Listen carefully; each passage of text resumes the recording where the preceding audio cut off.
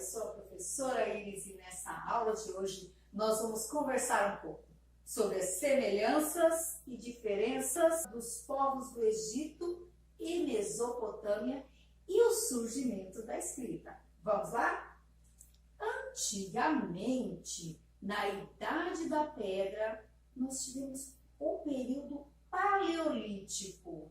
Nessa época, os homens viviam em bandos e ajudavam uns aos outros na obtenção de alimentos através da caça, da pesca e da coleta de frutos, raízes e ovos, o que os obrigava a uma vida nômade.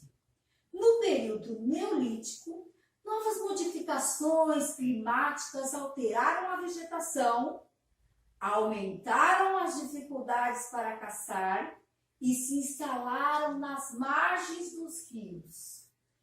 E o que contribuiu para o desenvolvimento da agricultura, como o plantio de trigo, cevada e aveia, e aprenderam a domesticar alguns animais e criar gado. Surgiram então os primeiros aglomerados populacionais. Semelhanças entre o Egito e a Mesopotâmia. A primeira semelhança é a religião politeísta, ou seja, tanto o Egito como a Mesopotâmia, eles acreditavam em vários deuses. A economia e modo de produção asiático. O modo como se estruturava a economia, a produção de bens, nos primeiros estados surgidos no Oriente, como por exemplo na Índia, na China e Egito. A agricultura e a pecuária foram a base econômica. O trabalho escravo foi muito utilizado, principalmente no Egito.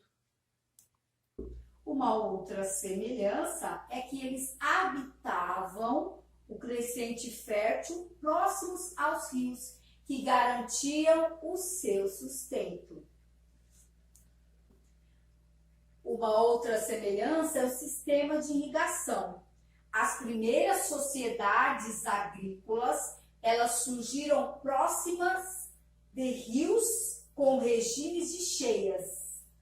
Por exemplo, o Nilo, no Egito, e o Tigre e Eufrates, na Mesopotâmia, desenvolvendo um engenhoso sistema para irrigar os seus campos.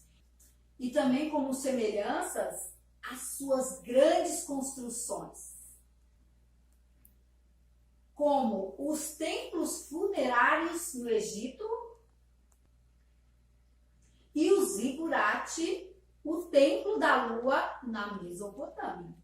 E vamos falar também algumas diferenças entre os faraônicos e os mesopotâmicos. A primeira delas é o ciclo da água. No Egito, as águas do Nilo se movimentavam em compatibilidade com o ciclo dos grãos.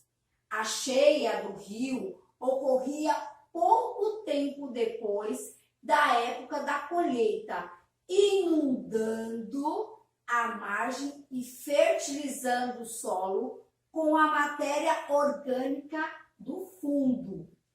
Enquanto isso, na Mesopotâmia, a relação se inverte. Antes da colheita, o rio inunda o solo e não passa pela inundação fertilizante na época do plantio. E também tem a diferença da relação com os deuses. Essa diferença é muito importante. No Egito, seus deuses, o faraó assume a posição de Deus e governante em terra. Ao contrário da Mesopotâmia, por mais que o poder fosse deificado, o rei não era Deus. unidade territorial.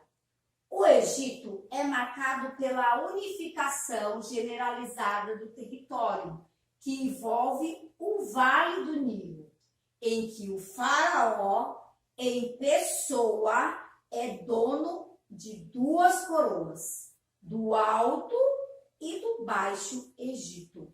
Enquanto isso, na Mesopotâmia, em geral, o quadro é reverso.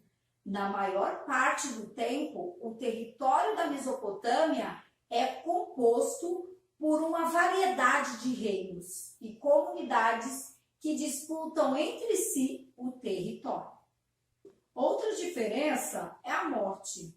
Enquanto no Egito existe um culto à vida após a morte, a ponto de basearem a vida em terra na produção dos preparativos morais e materiais do pós-morte, na Mesopotâmia, a morte é colocada num ponto de insignificância e insalubridade, que não cria um culto à morte. O surgimento da escrita. A história da escrita começou com a forma de grafar denominada de cuneiforme, surgida na Mesopotâmia por volta de 3.000 anos antes de Cristo. Posteriormente, os egípcios desenvolveram tais símbolos e criaram os hieróglifos. As diferenças na escrita eram que, no Egito, o sistema foi baseado em pequenos ícones que eram associados a figuras da realidade e que tinham o seu sentido formado a partir da relação entre a maneira como esses termos eram apresentados e o nome do ser que aparece como imagem.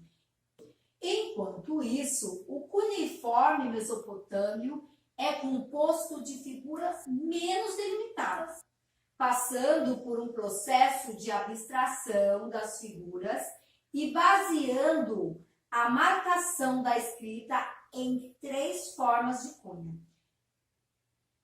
vertical, horizontal e aberta. E hoje, 4.000 anos mais tarde, estamos de volta ao mesmo idioma. Os emojis.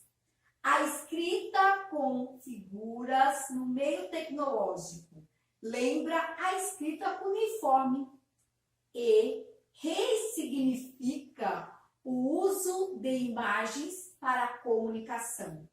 Os sumérios, dos povos que viviam na Mesopotâmia, na antiguidade, desenvolveram a escrita cuneiforme, que usavam imagem para representar não pensamentos, mas objetos e situações concretas.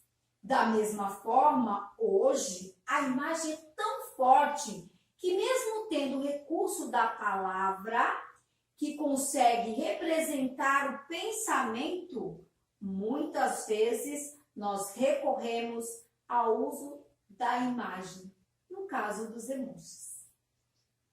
E agora é com você.